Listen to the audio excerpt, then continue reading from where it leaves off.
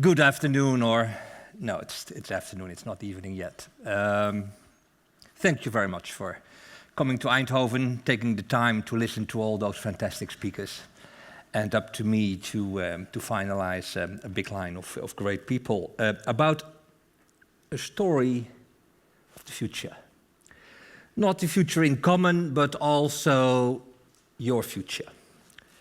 I would like to talk the next 15 minutes about the future of the planet, the future of people, and the purpose of the future. Are we going in the right direction?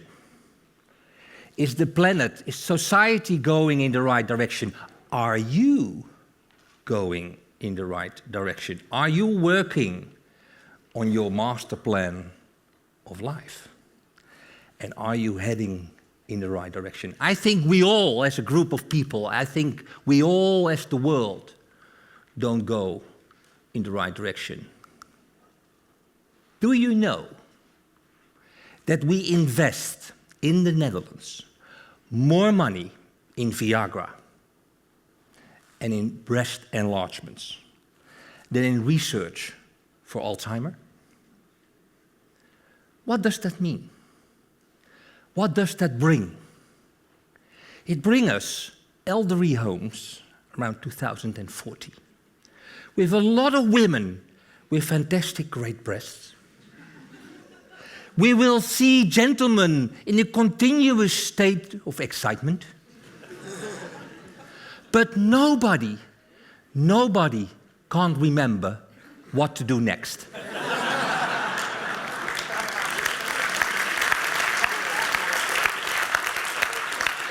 Are we going in the right direction? I don't think so. I don't think so.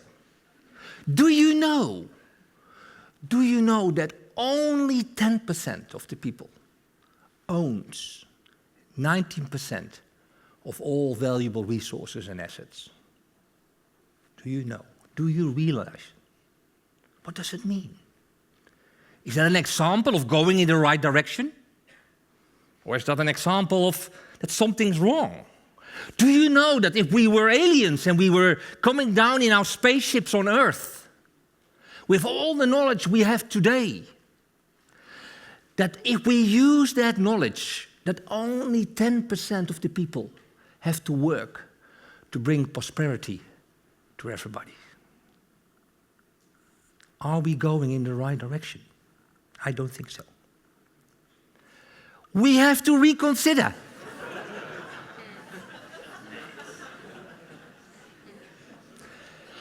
We have to find new ways. We have created in the way we think huge problems, massive problems. And with the same kind of thinking, we cannot resolve these problems. And then though we also have to resolve problems we don't even have found yet, where we don't know that they exist. We need a new way of thinking. How do you see the future? What will the future bring you? Will you be able to create your future? You have to keep one thing in mind. It's a famous quote of Stephen Covey. We see the world, we see reality, not in the way as it is, but we see the world and reality in a way we are. That's why we all see different realities. It is the same with the future. You see the future in a way as you are, from your beliefs, from the way you think. And that's where your future starts or ends. It's all up to you. Let's do a test.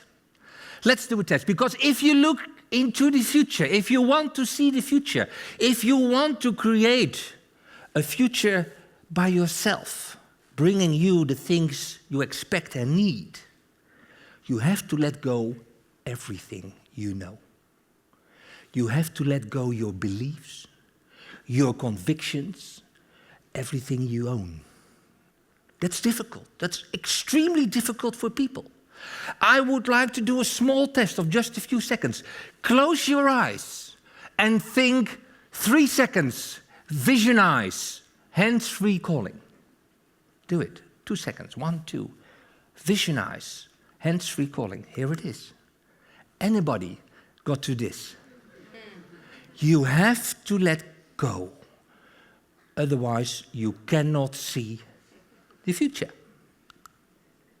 Crisis, crisis, crisis. We have a financial crisis. We have an economical crisis. We have a bank crisis. It's in Cyprus, it was in Iceland. It will come into Italy and it will go to Spain.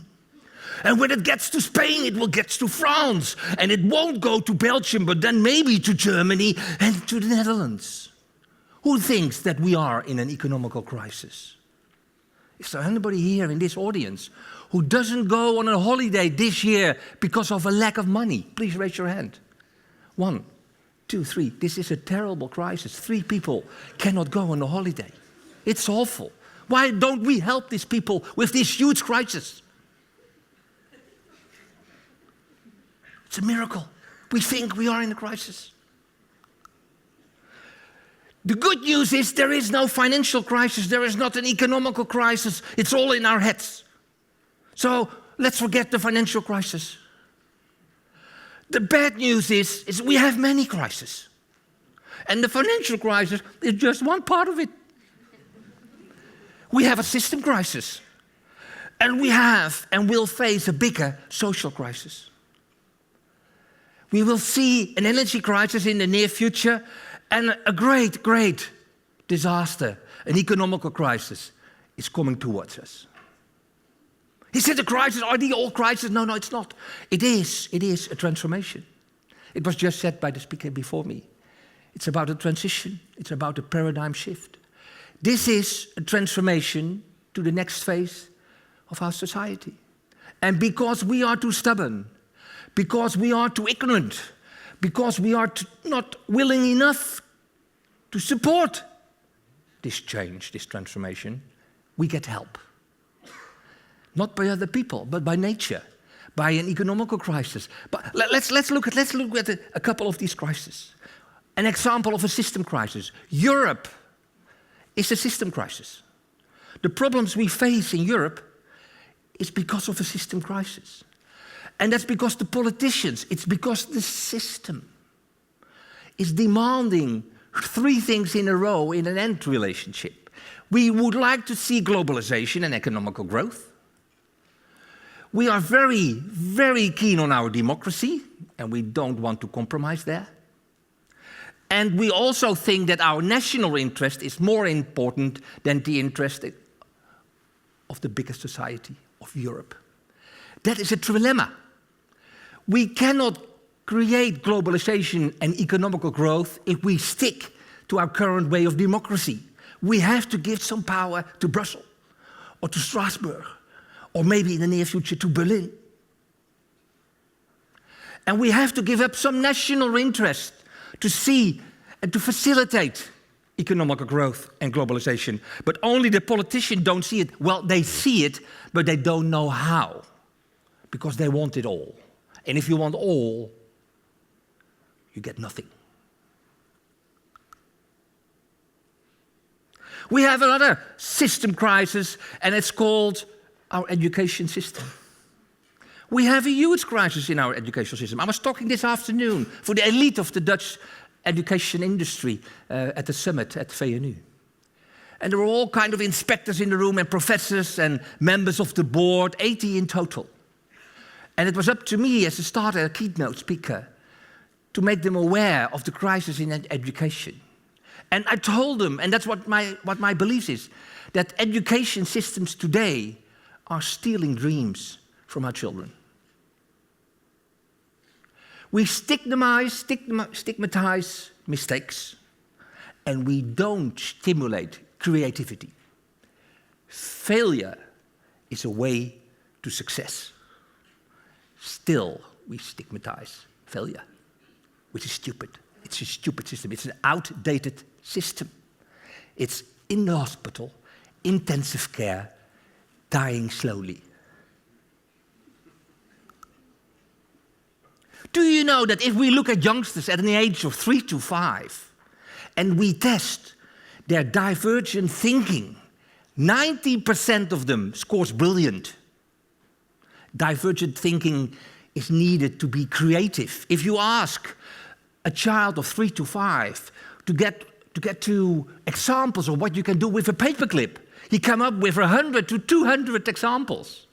He will say and ask, can I think of a paperclip of 100 meter? Can it be made from rubber? All kinds of questions. And that's why a child of 3 to 5 gets to 200 examples, while we don't get further than 10 to 15. They are brilliant divergent thinkers when they're between 3 and 5. Then they go to school. After primary education, groep 8, less than 50% is a brilliant divergent thinker. Then they go to high school and the university. Less than 20% is a brilliant divergent thinker. That's what our system of education is doing, ignoring all kinds of technology to create a transformation from education to learning, which is totally different. Then we have another system that's not working well, and that will confront us with huge problems. That's our healthcare industry. If we don't change something in this industry, we will face disaster in 2030-40.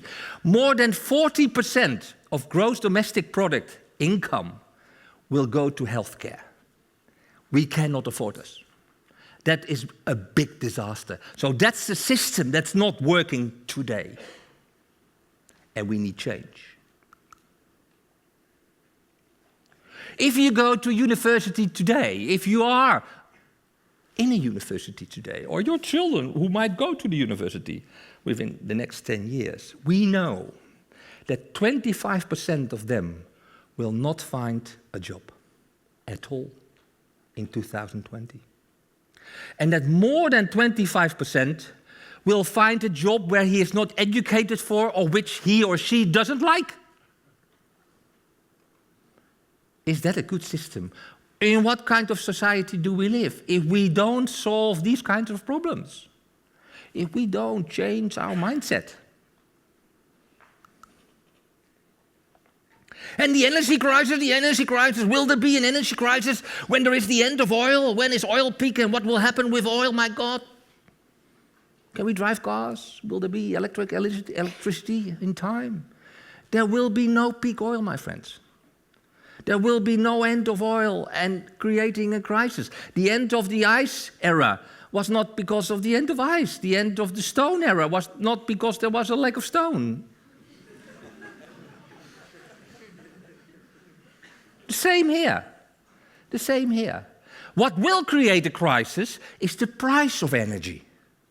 If we are not soon enough creating a solution, bringing solar power in an efficient way to energy, we will see an energy crisis because of the price of energy.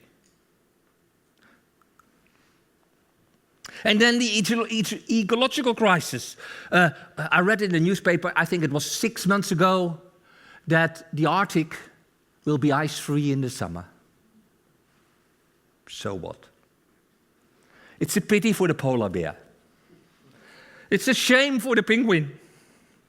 But who missed the sable tiger and the mammoth? Nobody. So will we miss the ice bear? I don't think so.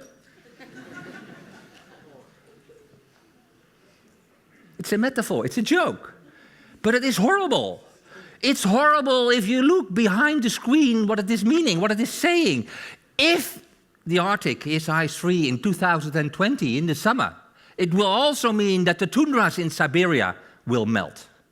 Have you any idea what is below the tundra? What kind of CO2 and other toxic gases? Methane. 23 times more toxic than CO2. It's all below the ice in Siberia, and it is melting. Pity for the polar bear. pity for us. Because if that's getting in our atmosphere, temperature will not rise by 2 degrees, but by 4 or 5 degrees. Then we will have more than 1 billion climate refugees. Will we have enough cells at Schiphol Airport?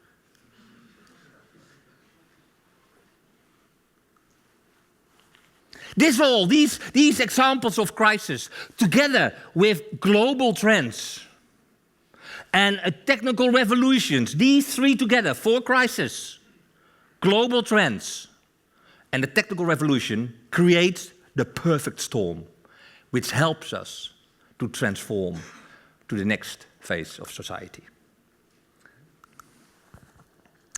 In this world, and now we get to the good part, we can build the future we want. I believe in the future. We can build the future we want. We saw just great examples of young students. Fantastic. We can build the future we want. And the purpose of the future, my friends, the purpose of the future is that it brings us hope. And if we had hope, we get strong beliefs. And if we have strong beliefs, we dare to dream big. And if we dream big, we have tons of inspiration to create what we expect and what the world needs. That's the purpose of the future. And I believe that we can shape the future we want and need. And I give you just a few examples. Biomimicry. Inspiration from nature. Because it's all invented before in nature. Working together, being dependent on others. It's all in nature. This shoe was inspired by the skull of this sheep. And it's not only a shoe based on biomimicry, it's also printed by a 3D printer. 2 examples of prosperity and the future. And we will fix climate, we will fix environment problems. I believe in the future. We will create vessels like this who can fix the ozone. We will be able, when we are forced to change, to save the planet. The only thing we need more is pain and crisis.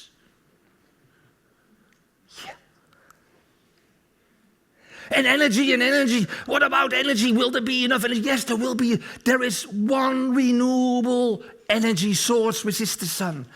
Only at this very moment we are not able to transform that renewable energy source in a cheap way to use and grow. We are able to teleport atoms and molecules from one Canary Island to the other. Wow, what does that mean if we can teleport genes for Wegener? And health will be solved not because we will cure people better, but because we will be more focused on prevention.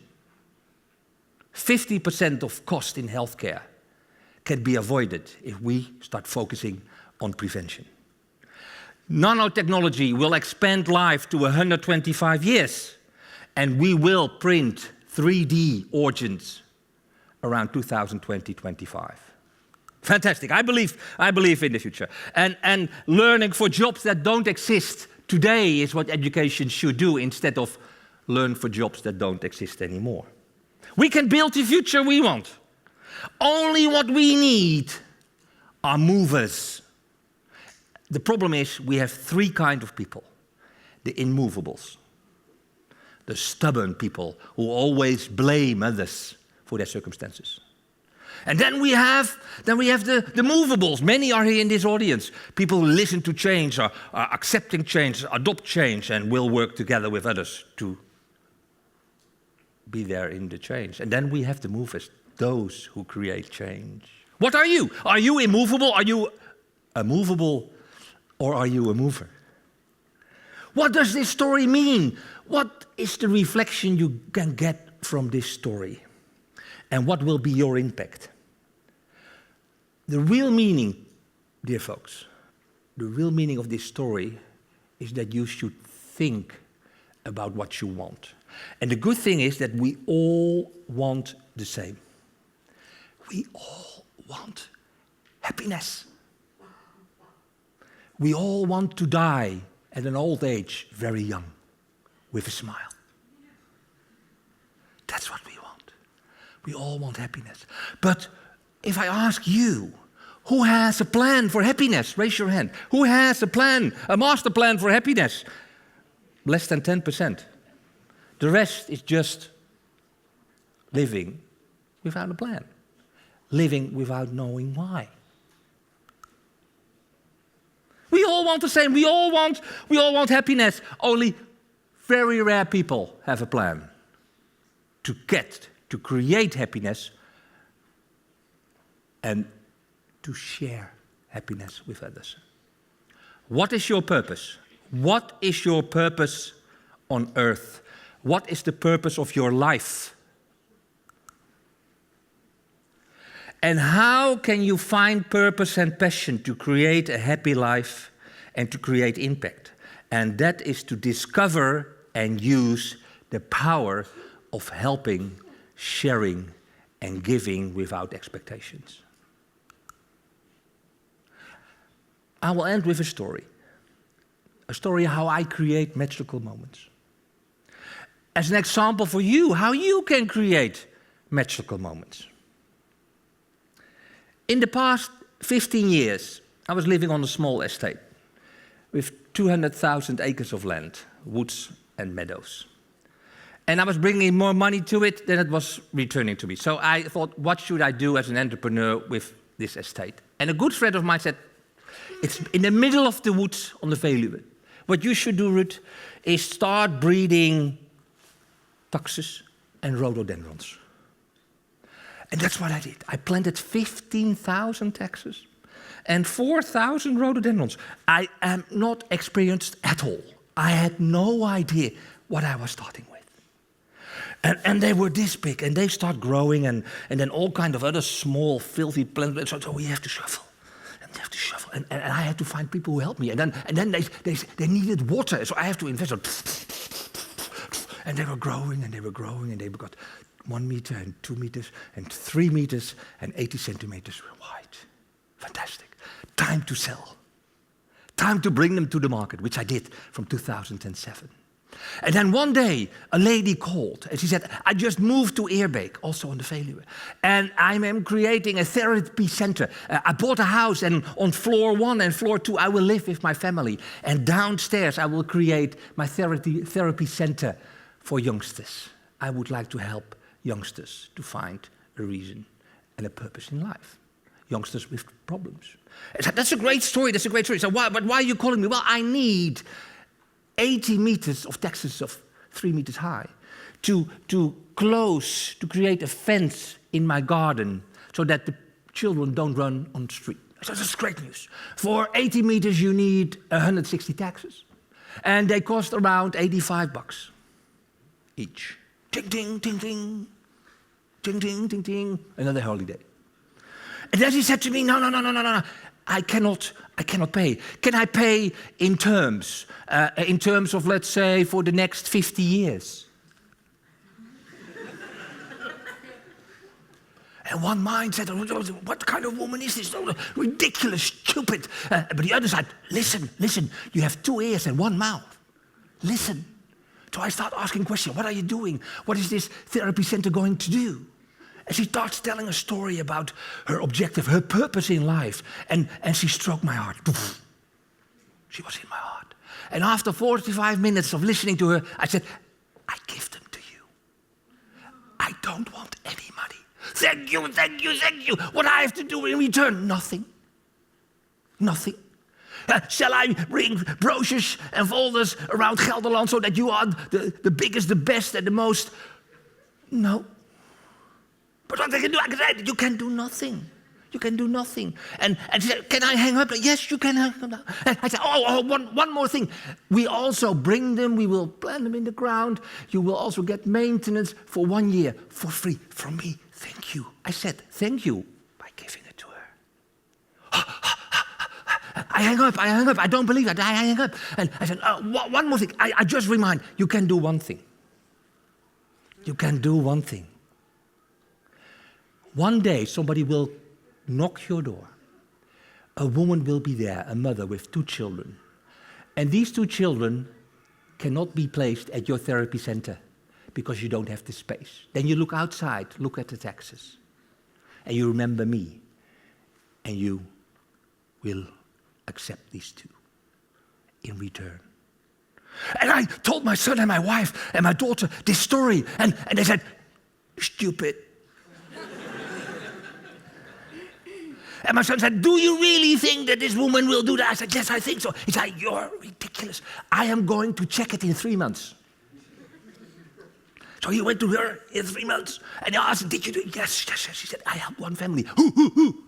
I'm going to check it. Yes, he checked it. And it was true. And then my son was also hit in his heart. Fantastic. And what he did together with 5 friends as a part of an exam for school, they created a social project, helping other people, and asked the other people nothing in return except doing something else for somebody else. And then the next 6 months, they did an investigation, and it seems that more than 1,600 people in just 5 months did something important for somebody else.